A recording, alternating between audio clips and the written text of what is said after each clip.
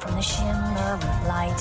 In the workshop he felt safe to the broken glass. In the streets reflecting a fright. Desperation can set the stage for acts of villainy, and heroes may need to confront their demons in more ways than one. For a choice to be made, you must overcome the binding and twining of souls are bound. So strong if they just keep you both on top. Yes, you. What will you do when the call for action beckons you to choose? Yes, you. What will you be? A hero, a villain, or a monster indeed?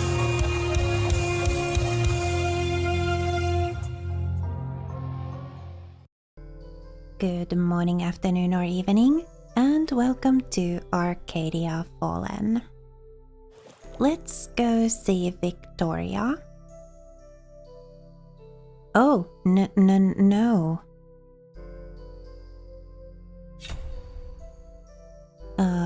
Yeah, let's go see Victoria.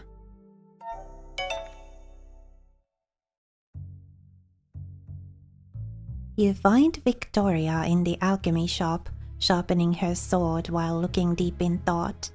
I see you're making the rounds. Must be exhausting. Always being the mediator, but somehow you've made it work. You've done well. I mean, we've all done well. It was a team effort. We all played our part in making this possible. Of course, that would be your answer. I can see the question in your eyes, so before you ask, I'll cut straight to the point. I'm doing fine. Well, that's maybe a bit much. I'm still not comfortable that we didn't follow the proper protocol, but the result speaks for itself. Once Anne finishes the locket and we seal the demons away for good, I will brief Alethea about this situation and things will be resolved properly.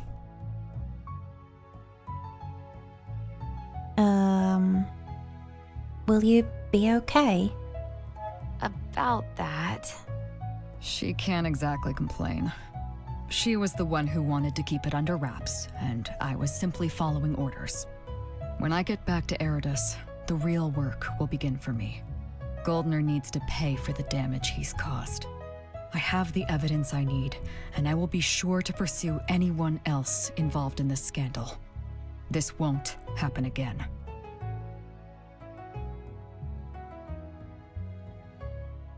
Yeah, just be careful, okay? This is... He seems like the type to carry a grudge. He can try. Victoria continues sharpening her sword, the rough but precise movements making sparks dance along the edge.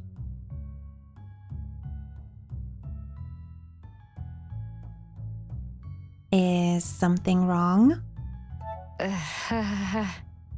Everything's fine. We need to talk about what happened last night. You jumped into that fight without any preparation, casting a spell that you had no idea how it worked, completely disregarding your own safety. I did what I had to do, okay?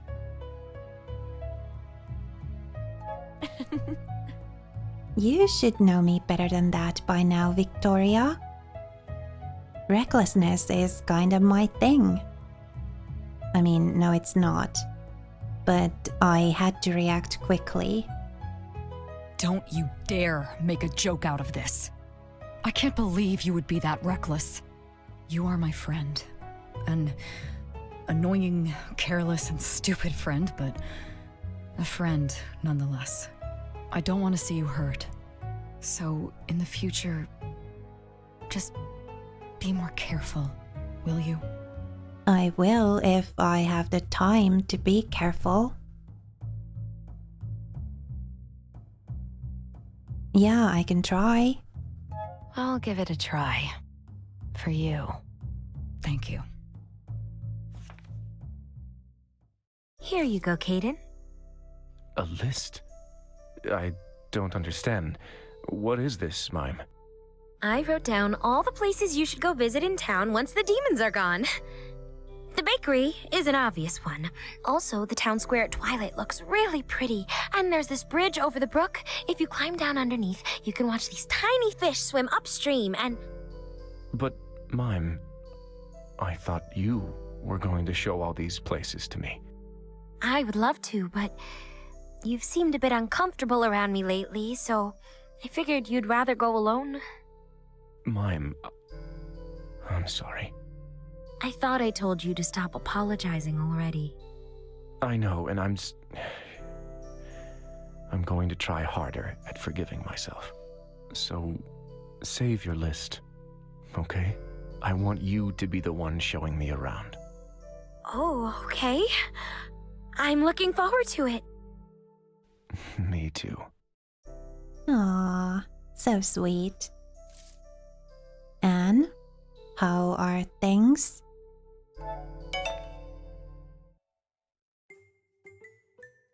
If you're here for Anne, she went out a moment ago. You can probably find her out behind the shop. Anne's outside?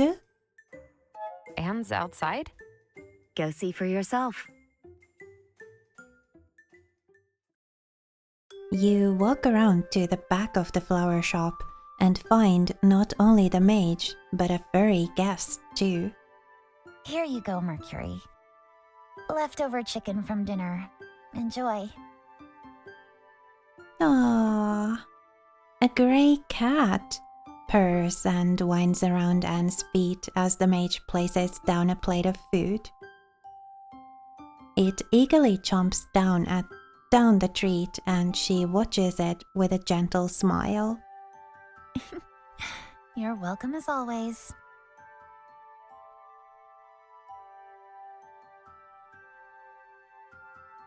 Aw, so cute. I'm kinda not timid, though. Who's your friend? Hi, Anne. Who's your friend?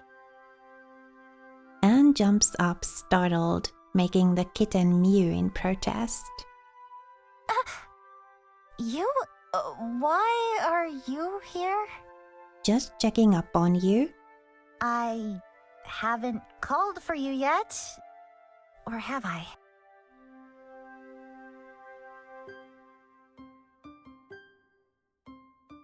Are you okay? Are you okay, Anne?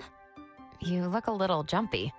Well, obviously, I didn't expect you to sneak up on me in the middle of my break. I was just taking a moment to feed Mercury. We're not allowed to have pets at the academy. So once I go back, I'll have to leave him behind. He'll be fine, of course. Judging by his size, I'd say I'm far from the only one feeding him. But I am going to miss our break times. Aww.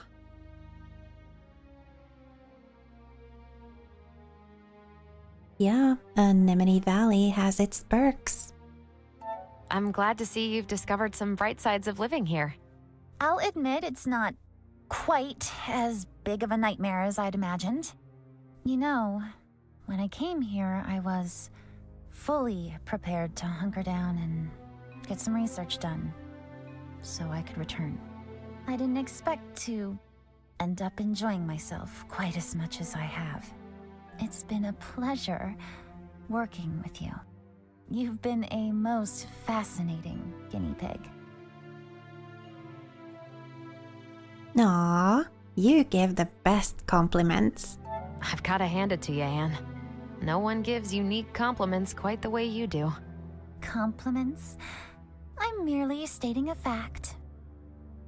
Mercury makes a purring sound and rubs against Anne's hand until she relents and pets him behind the ear. You know what? Maybe I will bring him back to the academy with me. The rule against pets is silly anyway. I'm sure cats in the library would tremendously decrease the students' stress levels. Yeah, they would.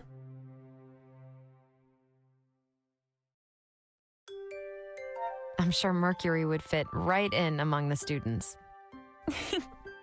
right? I might have to keep them from feeding him too many treats, though. So Quinn sent me to tell you that they have tea ready inside, and... Is that a kitten? You and Anne share an amused look as Kim rushes out to coo and pet the cat. Seem like the tea will have to wait a bit. Hey, Anne. Are you doing all right? You're looking a bit tired. Should we get you another coffee? I don't understand you, Mime. Huh? You're a spirit and I'm a mage. I've treated you like an expendable research project, and yet you still keep being nice to me. Why? Well, I suppose I just prefer being nice to people. Maybe it's a spirit thing. No, Mime. I think this is all just you. I suppose I was rather stupid to assume all spirits would be like the ones I studied at the Academy. And, sure, let's take a break later and have some coffee together. Really? Okay, that sounds lovely. Aww. So there's something at the flower shop and at home. Let's go to the flower shop.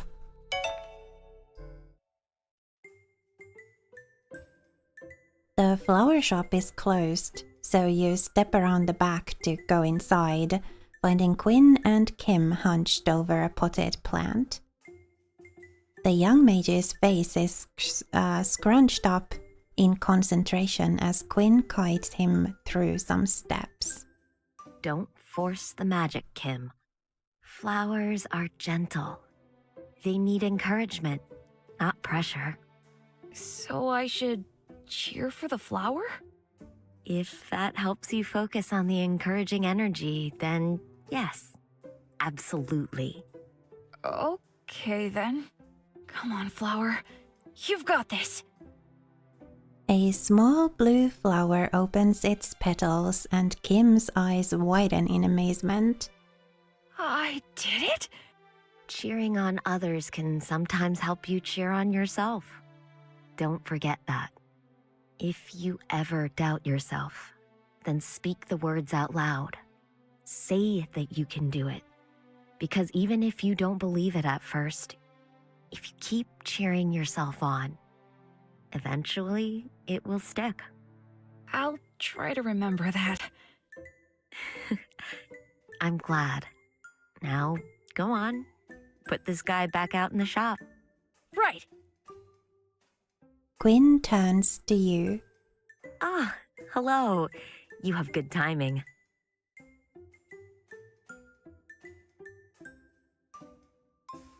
Yeah, he's making progress. He's making great progress already. He really is. Given how he's been repressing his magic until now, it's quite amazing how fast he's learning. No doubt he will turn into quite the powerful mage one day. With his help, I finally finished my spell to restore the forest. Yay! It will take a while for nature to properly return, but it is a step in the right direction. That's so great, Quinn. You two are amazing. Thank you, dear. I couldn't have done it without your help, though. Thanks to you, I could finally use my training for something with a great purpose. I'm looking forward to celebrating with all of you tonight. Aww. Okay. I don't think we have anything to talk about with Elizabeth, right? So let's go to the festival. Let's just check Elizabeth.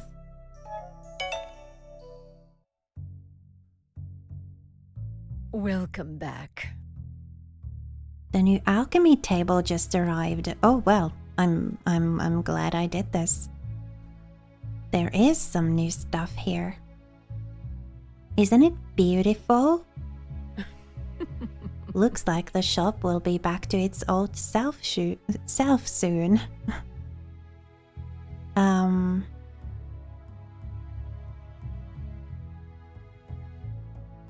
Yeah, it's lovely. That's great. I'm sure you're eager to get back to brewing yourself again. I appreciate it. I do miss standing by the table myself. However, during this time, these old feet have also come to appreciate sitting on the sidelines. I wonder. This whole ordeal, it has made me consider that it might be time for me to retire. You have grown so much during this time. There's nothing left for me to teach you. It was always my wish that you would take over the shop once you were ready. I think that it might be time.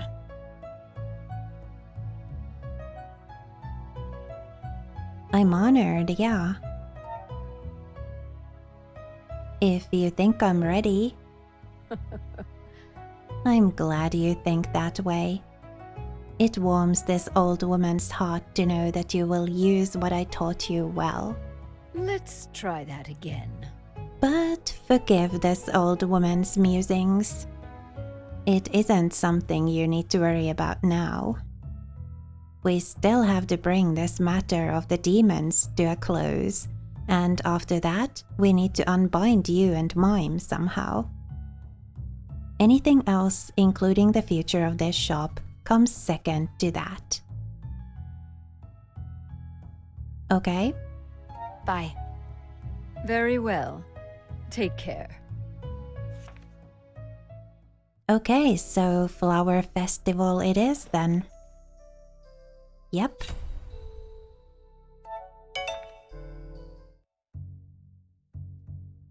That seems odd. A midnight picnic? You're all gathered at the shop and Michael is explaining his great master plan. Yes, the streets are going to be empty while everyone is in the forest for the festival. We bring food and good company.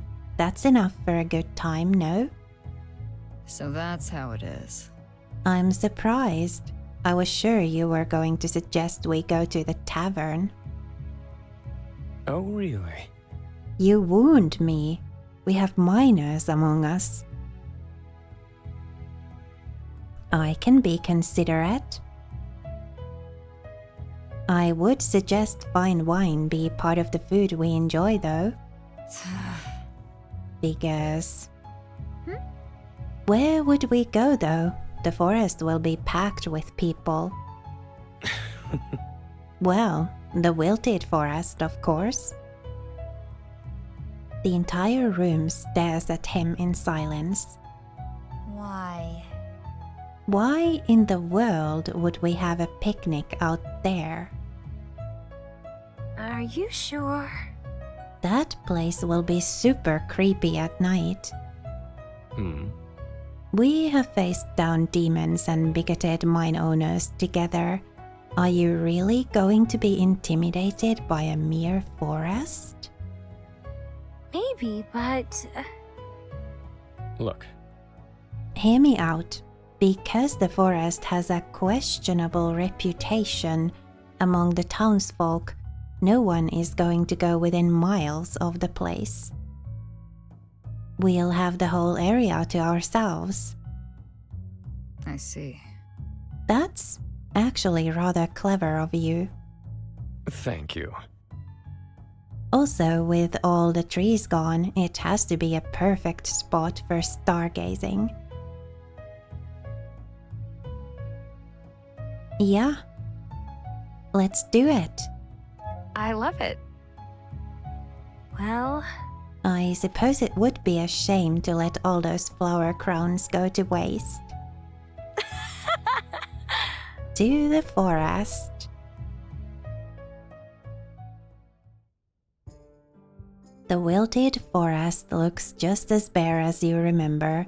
but you notice how shoots are now growing among the black roots. The forest is healing, which is reassuring. Ah, these flower crowns are really beautiful, Mime. Thank you. It's all thanks to your help, though. I hadn't expected them to wilt so quickly. Oh, it was nothing a little spell couldn't handle. But that is why the crowns are usually worn during the day. Wait, so I've done it all wrong? Oh, don't worry your head. Sometimes we must adjust our old traditions to fit the times. The flowers spread joy. That's all that matters. I'm glad you think so. Let's find a place to sit, Kim. Okay. No running, you two. There might be loose roots and you could fall. You can relax, Quinn. The children will be fine. They are sturdier than they appear. You say that, but... Why am I here again? I should be working on the locket. It wouldn't be right to have a celebration without you here, Anne. It would bring down morale. You could have at least let me bring my notebooks. This place. It's still so barren. I wonder if it will ever return to what it was. What's done is done. The forest will grow back eventually. You should move forward too. I suppose you're right. Everyone is so cute with the flower crowns on. I'm impressed, Victoria. That almost sounded empathetic. What was that, mage? Anyway, who's up for a game of cards? Who do you want to see? Well, duh, Caden and Victoria and Michael. You have left yourself open again, Victoria, dear. For a trained professional, you are very easy to read. Just be quiet and play your hand, Michael. He is right, though. It's refreshing for me not to be the one losing this game. It's my first time playing. What did you expect? It's my first time playing this game as well. But you already won twice? Always watch out for the quiet ones. Are you going to join us?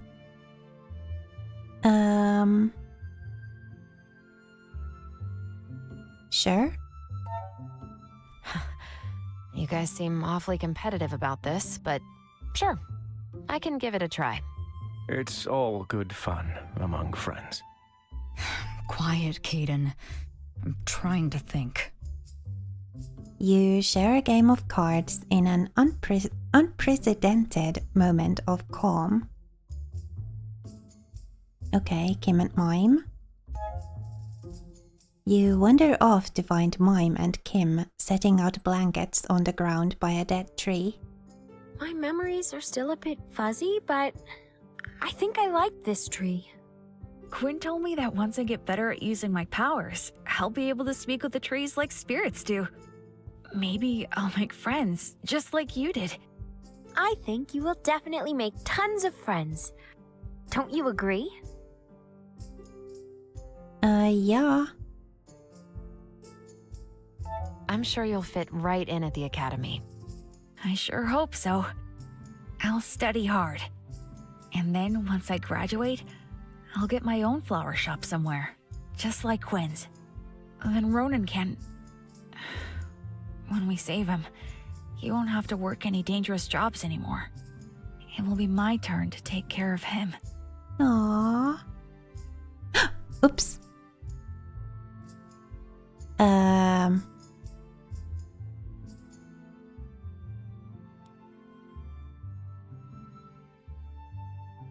I think that would be nice. I'm sure you can make that happen. And when you do, I'll definitely come to visit you both. Mime, you... I'll be looking forward to that. Aww. Okay, Elizabeth and Quinn. You've taken on the role of teacher quite well, Quinn. I didn't expect to enjoy it quite this much.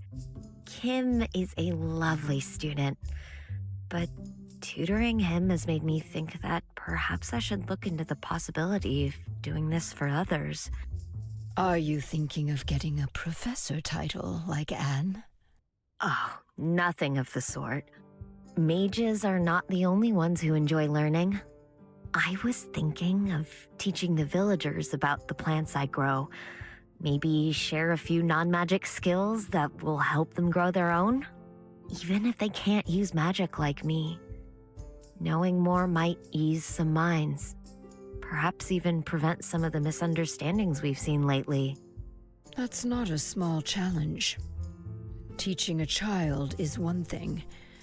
Influencing the minds of people who already have theirs set, well, that's difficult. But there's hardly any harm in trying, right? And I am nothing if not patient. Aww. What do you think? Well, I mean, I think they would be a great teacher. I think you'd make a lovely teacher, Quinn. Thank you. I'll do my very best. As long as it doesn't affect the flower shop, then I approve as well. You've only been here a short while, but I've grown accustomed to getting my herbs from you. Of course. I'd never disappoint my best customers. Aww. Okay, let's see what happens when the sun goes down. The sun starts to set and you all gather to watch the splendid display as the light dims and gives way to thousands of stars. And then the ground comes to life. The thin green shoots that have overtaken the barren forest floor bloom, their brilliant white anemone flowers bursting open. What in Alethero's name is this? The anemones are blooming. That's wonderful. Our spell worked.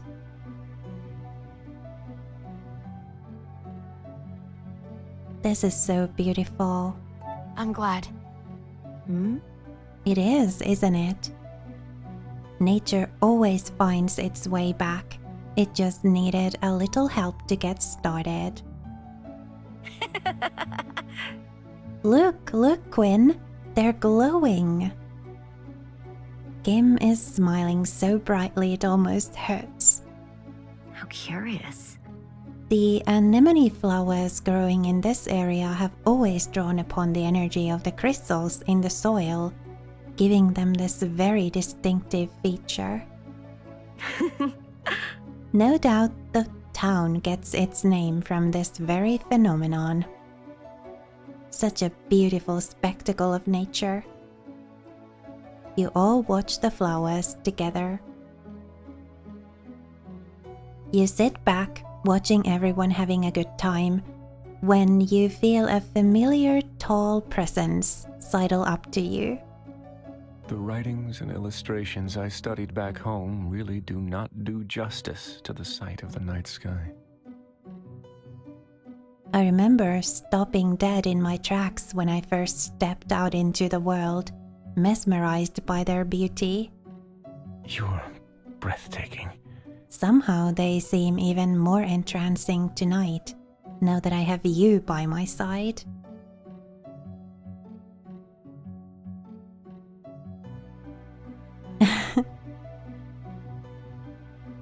I wonder.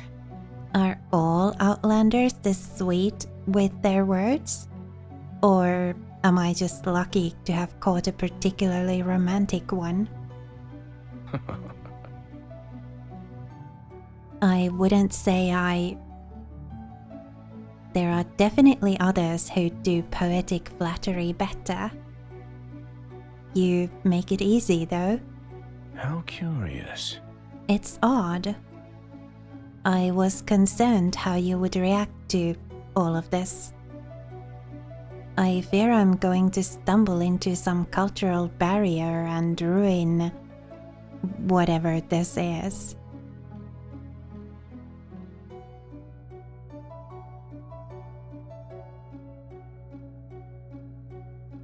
I'm not so easily scared. You won't scare me off that easily. In fact, I think I'm the one who should be worried about accidentally chasing you off. This is... That will never happen. His hand slides into yours and you watch the stars together. Ah. As the sun rises the next day over Anemone Valley, most of the townsfolk spend the early hours locked up tight in their homes, lest the light disturbs their brewing hangovers. You, on the other hand, have made your way down into the Forgotten Library, summoned by Anne, who's eager to show you her final rendition of the Spirit Locket. This might be my greatest achievement yet. A masterful piece of tinker magic ingenuity. This final version of the locket will fix the tear in the seal for good, and it will be all thanks to my undeniable genius. Your enthusiasm is encouraging, Anne, and also quite terrifying. I'll ignore the gloating as long as the device actually works. Of course it will work! As soon as I'm done connecting it to the locket. I thought you had completed your work. Hey, you were the one telling me I should take the night off yesterday, so you'll need to wait patiently for the finale. Okay. Thank you, Anne. Thank you for your hard work, Anne. I'm sure it'll be great. You hand the locket over to Anne, who winks. Of course it will be. Just give me a moment. She gets to work welding the metal together, and your group is left for the moment to watch her work. Elizabeth walks up beside you, her eyes running over the rows of books with a faraway look.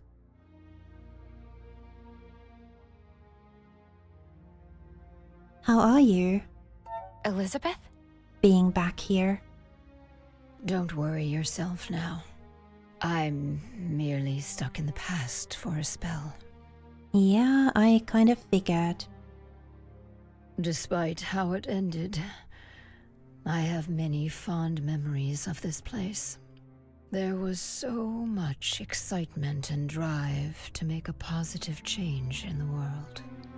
It's a shame the result never lived up to the original version. There, all done. Anne declares triumphantly and hands you back your locket. It's time. Now, remember, this spell will use up all of the demon energy you've collected so far. There will be no test runs. You will have to ace this on the first try.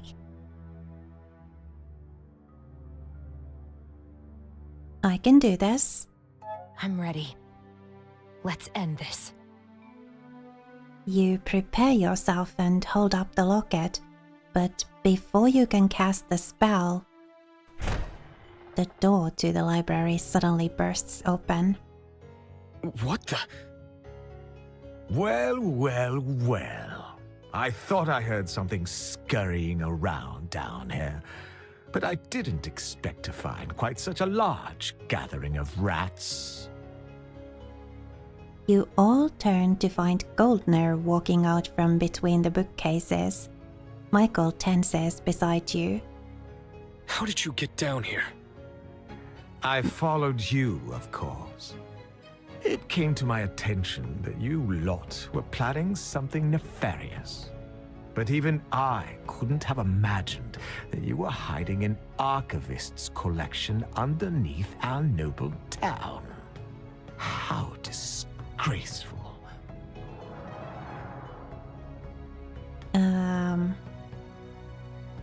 I mean, it's your basement. You seem awfully confident for someone who's finding skeletons in his own basement. You're interfering with official Empire business, Mr. Goldner. I would suggest you back up immediately. Right. I imagined you would make this claim again. But just to be sure, I took the liberty of calling in a few favors to get a second opinion, as it were. Alethea steps out from the shadows, flanked by a large group of knights that quickly encircles you. She's looking around the library, eyes wide and fists clenched. This place... It's just as I explained, you see, Commander. An archivist's collection, buried underground. And the group of traitors who tried to hide this from the Empire. Commander, I suggest you hold your tongue for now, Victoria. I'll deal with you later. Elizabeth. Alethea, let me explain. So this is why you left all those years ago. I can't believe this. I helped you leave your position even when we needed you. I needed you on the front lines. I let you go because I believed you were breaking. And I wanted to keep you safe. But instead, you came here to help that traitor. Liv was our friend. She sacrificed more than any of us for the Empire, only to have them turn on her when she was no longer needed. She broke her oath as a mage and turned to forbidden magics. The way I remember it, it was the Empire that demanded we do anything in our power to win the war. Enough. I won't hear more of your excuses. I will deal with your treason soon enough. Your old friend has clearly been busy, collecting his hoard of illegal documents. This type of information is dangerous in the wrong hands. It must be removed at once.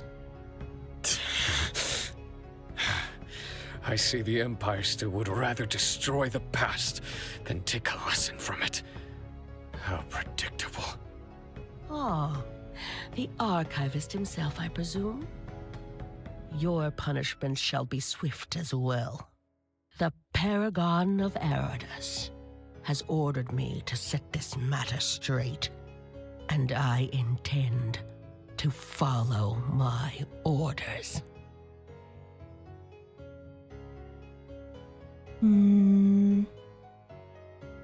Well, I mean, we were just following orders too, weren't we? We were merely following the orders you gave. Please, we still need to fix the damage caused by the mining, or the town won't be safe. Now that sounds like a threat to me. There is nothing to reconsider. I gave you and your spirit a chance to redeem yourselves, but I can't ignore this. Alethea holds up her hand and there's a sound of blades being unsheathed. That's not good. They can't possibly be thinking about executing us here. That appears to be exactly what they are thinking. If I may, Commander, while I agree with your swift judgment, I feel it is only right that the townsfolk are made aware of the tragedy we've avoided today. They should be allowed to see the criminals themselves before justice is served. The commander looks down at him in visible disgust. You wish to make a spectacle, so you can bask in the glory? how crude. I merely suggest these people are made an example of, for the good of all citizens. After all, if you don't have a public trial, I will have to be the one relaying my account to the masses. He smirks crookedly, and Alethea sneers. Fine. You'll get your spectacle, snake, after we are done dealing with this place. Knights, bring the prisoners. We're moving out. Burn this place to the ground. No! You watch in horror as the knights put torches to the age-old tomes, and within a minute, blazing fire fills the room. Michael is devastated, struggling against his captors, but there is no way out. Your group is dragged outside and up into the town square. You can't remember having ever seen the town in this state. A confused and tense crowd has gathered in the square, murmuring anxiously among themselves as knights stationed in every corner keep watch, their faces stoic. Victoria's expression is an unreadable mask, unlike Anne and Caden, who struggled to hide their fear. Mime looks like she might be sick, and Michael hasn't looked up once ever since he saw the library burn. Alethea stands tall next to a grinning Goldner, who throws out his arms theatrically to gain the attention of the crowd. My fellow citizens, it is with great joy that I bring before you the group responsible for all the bad luck that has befallen our town. These magic folk, these outsiders, have been caught hiding illegal magic artifacts beneath our town. There are murmurs and cries of shock. No doubt their actions are what brought about our misfortune. Killed the forests, burned our shops and more. So today, I, Nicholas Goldener, caught them red-handed. And the Knights of the Empire are here to bring them to justice.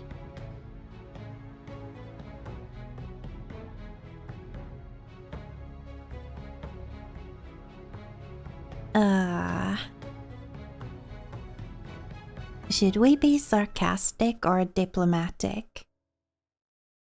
Let's be sarcastic. Really? Wow, that's a real brilliant move, Goldner, blaming the people who are saving everyone from your greed. You know just as well as I do that the demons came from your minds.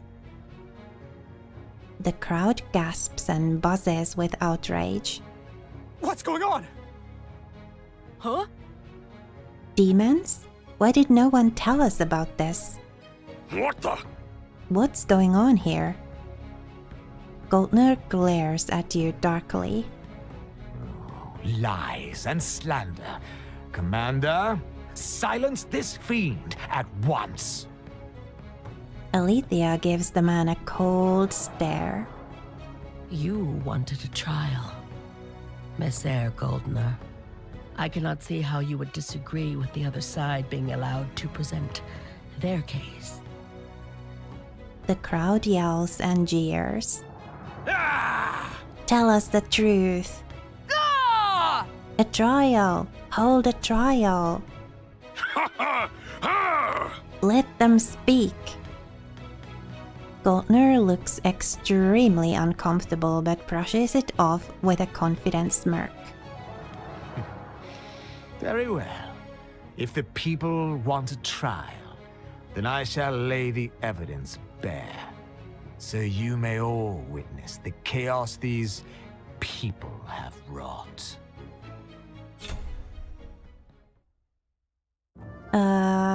We're all in danger, or Goldner is lying. I mean, we are all in danger, that's true. But people are people, and they're going to want someone to blame for being in danger. So I'm thinking we should point the finger at someone because, like, you know how mobs are. They need someone to blame. So yeah, we're pointing the finger right back at Goldner, just as he's pointing the finger at us. I'll tell you what happened. Goldner is lying to you all. He is the reason why all of this started. The mining of crystals has released a group of demons who were imprisoned down there. We have been trying to clean up his mess. Murmurs and whispers run through the crowd, outrage and anger making the color fade from Goldner's face. Pathetic. Lies and slander, all of it. There is nothing wrong with my mines, and even if there were, then I know nothing about it.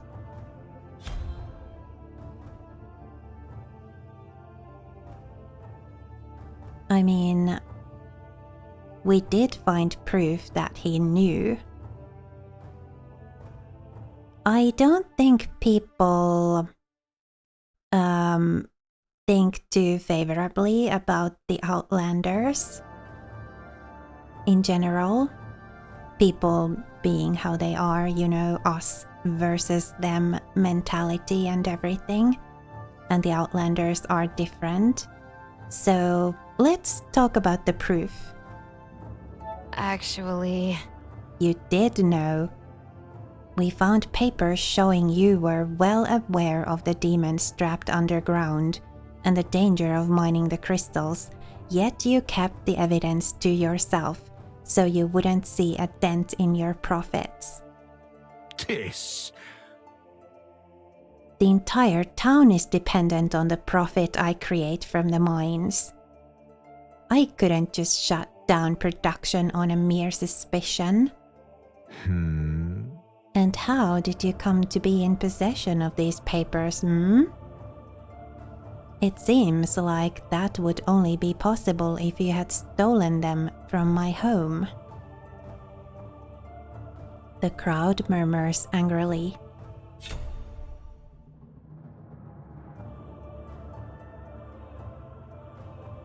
I mean,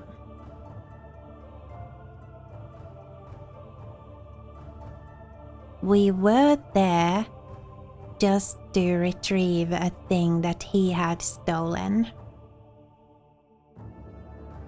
But I think people would be more amenable. People would, this would work better on the people. You hurt your workers. I've done everything in my power to keep everyone safe. You are the one who has been using and abusing your workers for years. We all know the stories. You don't care one bit for the people who work for you. You haven't done anything for this town the way I have. I love these people. That's not true though. The alchemist saved my child when no one else wanted to help. That's right. I'd completely forgotten about that. Why would a bad person go to such lengths to save a child?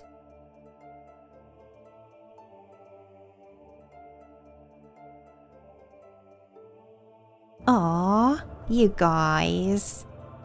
Remembering my good deeds finally. Thank you.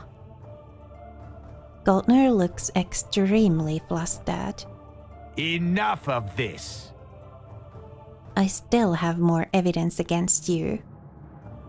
The crowd parts for a couple of Goldner's goons, who are carrying between them a stoic Quinn and a terrified Kim. Alethea glares. Why do you? What is the meaning of this, Goldner? I do not believe you have the authority to order people to be brought to you like criminals. Let's see. Let's call it a citizen's arrest.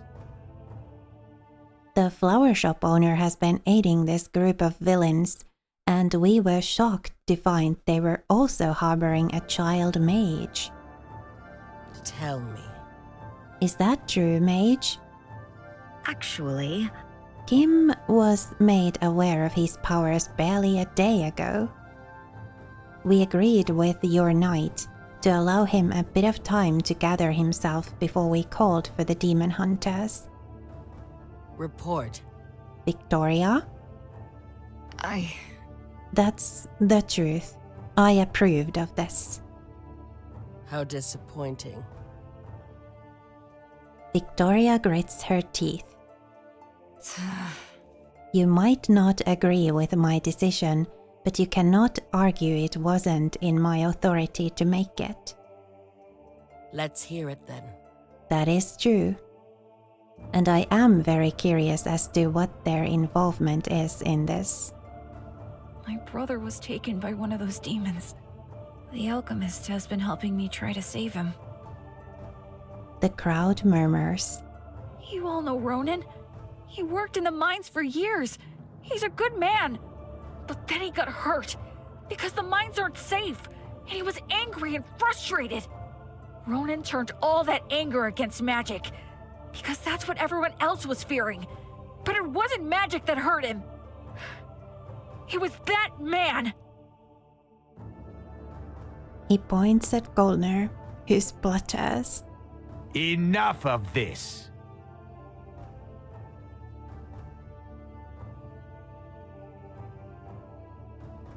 I wouldn't go there if I were you. About that. Unless you really think attacking a child is a worthy defense. Goldner's jaw snaps shut, and he sneers at Quinn, who is stepping in front of the child protectively. Fine, let the child speak. Tears are gathering in the young boy's eyes, but he gives a firm nod. My brother.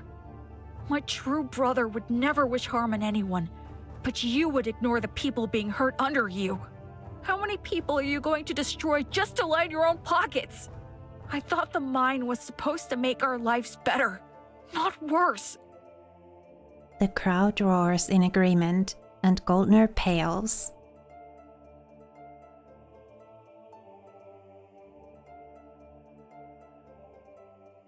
Your actions have finally caught up with you. You see... This town knows who you truly are. Now, This is listen here. This is all that mage's fault. They must have poisoned the kid's mind while teaching him.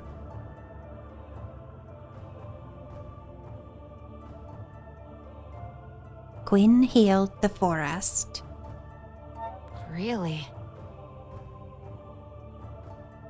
They are a flower mage. They don't even have that sort of power.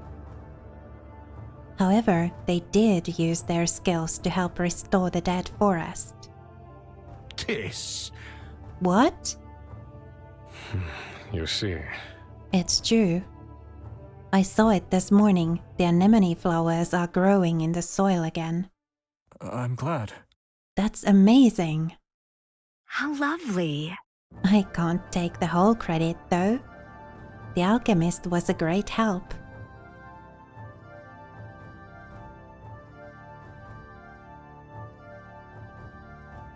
See, your argument falls flat. We are not bad people. So... Are these really the horrible villains you make them out to be? Your case doesn't make any sense, Goldner. You smile as the crowd cheers, clearly won over, and Goldner looks like he might pop a blood vessel in his face. You filthy, little... Seemingly having had enough of Goldner's theatrics, Alethea takes center stage, pushing the man aside. He sneers, but one glance from her steely eyes makes him grow silent, and a hush falls over the crowd. The commander unsheaths her blade and speaks solemnly. The verdict is clear. The group of adventurers are found to be innocent of the alleged crimes. The crowd cheers and you feel relief like no other wash over you. A bit prematurely though, I'm sure the other shoe is about to drop any moment now. But then Alethea turns to Michael. However, the case against the wild mage still stands. Illegal practice of magic, even with good intentions, cannot go unpunished. She turns to Victoria, then hands her blade to your friend. Commander? This is your moment of redemption, Victoria. Carry out your sentence as a knight, and I may overlook your transgression. Victoria takes the blade, looking down at Michael who huffs, smirking through a bruised lip. Do your worst, demon hunter. She raises the blade.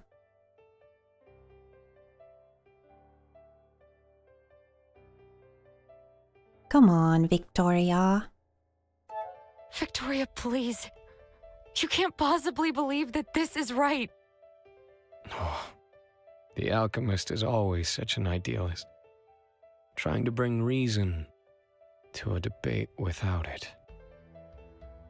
Michael chuckles softly and Victoria grits her teeth, hands tightening around her blade. Then lowers it. I can't. What? Alethea looks furious, but Victoria rounds on her, throwing out her hands. This man has done nothing wrong.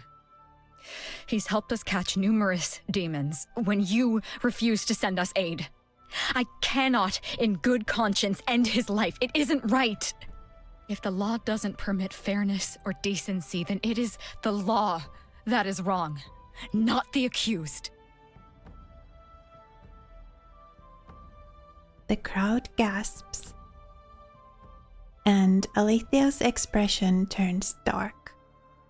There is sadness, but she pushes it back into a cold, hard expression. Alethea takes back her blade, but she does not sheathe it. Then as a traitor to the Empire, you will share his fate. Your companions step closer, forming a circle as the knights surround you. The knights are advancing, swords drawn, and Goldner is frothing at the mouth, furious. That's it! Don't you dare let them get away! Justice must be served! Everyone whips around to look at Goldner, who is clutching his throat, eyes bulging and face turning blue. No! We had a deal! He wheezes and the crowd screams when black ichors pour from his mouth and eyes, painting his skin black. Demons! Goldner collapses on the stage, all eyes turning to you and your companions. No! What's going on? You see him then, in the crowd, smiling.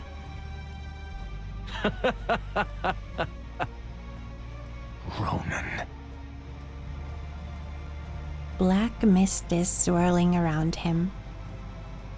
It comes from the crowd and is sucked into his locket, feeding it.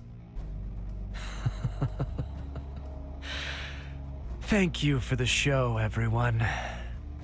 It was very impactful, even if I did have to improvise a little there at the end. He disappears from the crowd and then reappears on the stage. What's the meaning of this? Merely cashing in on a deal. You see, old Goldner here wanted an edge against you lot. And in exchange, he promised me a deadly spectacle. When he didn't deliver, I took it upon myself to get what I was owed. When a subject fails to deliver on an order, they must be punished. Isn't that right, Commander? You... What did you do? Oh, this is all you. I merely stoked the flames a little. Hate. Fear. Humanity's greatest weaknesses, yet incredibly potent in the right hands. He purrs and holds up his locket, brimming with energy. A mirage. You set this up to trap it. This locket finally has the spirit it needs. Their own hate for magic will be what releases my brethren from their prison. How fitting. A rune of magic begins to glow behind him as he moves to cast his spell. Free. At long last. Okay, so I kind of wanted to get this trouble we got into over with before I ended this episode, but it's already been a little over an hour and I don't think this is going to end very soon. So I'm ending this episode here before it turns into like a 90-minute one, and we'll continue from this point next time. Sorry for the cliffhanger, but seriously, it's been over an hour. So yeah, we'll continue from here in the next episode. For now, thank you so much for watching and spending a little of your time with me here today. It was lovely to have you. Please remember to be kind to yourself. Have a lovely rest of your day, and I will see you again next time.